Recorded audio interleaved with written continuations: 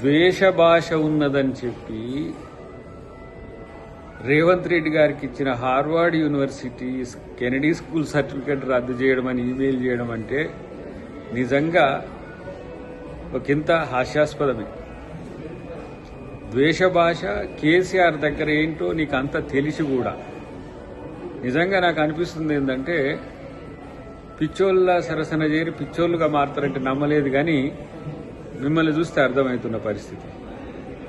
రేవంత్ రెడ్డి గారి మీద అక్కసు ద్వేషం ఉంటే కేసీఆర్ ఫ్యామిలీకి ఉంటుంది, మీకు కూడా దాన్ని వంట పట్టించుకుంటే ఆలోచించాల్సిన అవసరం ఉంది. ఇప్పుడు కేటీఆర్ ఏం చెప్తే అది, ఏం చేయమంటే అది చేసే ఈ తరహా సబార్డినేషన్ అవసరమా? ఎవరో రాజకీయంగా అవకాశాల కొరకు వెంపర్లాడేటోళ్ళు ఏదో అలాంటి చేస్తారంటే ఆ స్థితికి ఆర్ఎస్ ప్రవీణ్ కుమార్ కూడా మిత్రుడు చేరిండంటే ఒక ఇంత హాస్యాస్పదం అనిపిస్తుంది.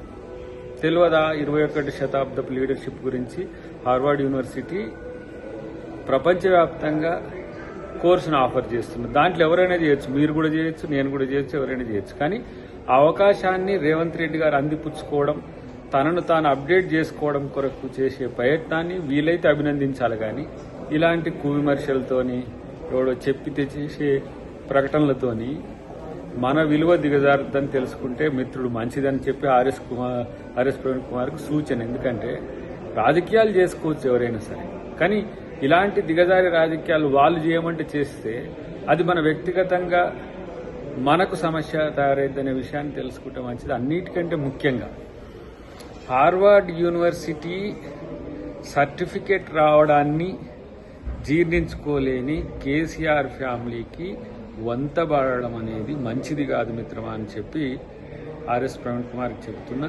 ప్రత్యేకించి ఈ పరిస్థితిని మీకెందుకు వచ్చిందో కూడా మాకు అర్థమవుతున్న పరిస్థితి. అంటే వాళ్ళు ఏం చెప్తే అది చేయాలి, అట్లా ఏం చెప్తే అది చేయాలనే పరిస్థితిలో మన వ్యక్తిగత విలువలను కూడా తాకట్టు పెట్టాల్సిన అవసరం లేదు.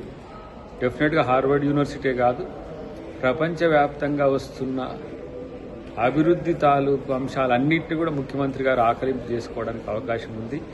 దాన్ని మీరు ఈరోజు ఆలోచించి ప్రకటనలు చేస్తే మంచిదని చెప్పి తెలియజేస్తున్నారు. Subscribe us and press the bell icon for more interesting updates.